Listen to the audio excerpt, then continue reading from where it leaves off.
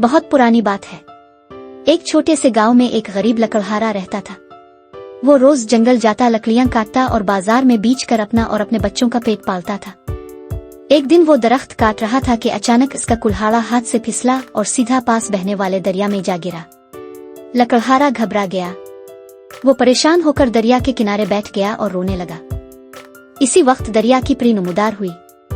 इसने लकड़हारे से पूछा, क्यों रो रहे हो? लकड़हारे ने रोते हुए कहा, मेरा कुल्हाड़ा दरिया में गिर गया है, अब मैं काम कैसे करूंगा? परी मुस्कुराई और दरिया के अंदर गोता लगाया। कुछ लम्हों बाद वो एक सुनहरी कुल्हाड़ा लेकर निकली और लकड़हारे से बोली, क्या ये तुम्हारा कुल्हाड़ा है?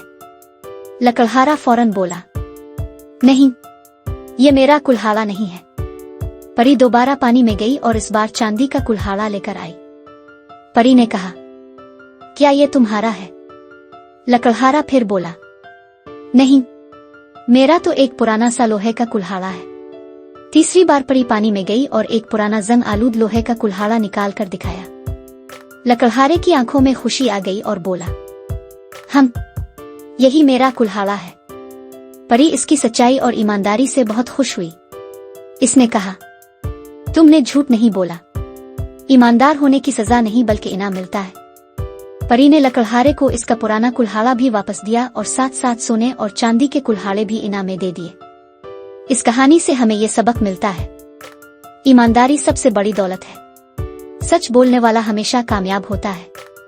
अपने बच्चों को हमेशा यही सबक सिखाओ कि दुनिया के हर काम में ईमानदारी से काम लो, उसके दुनिया और आखिरत दोनों में फायदे हैं।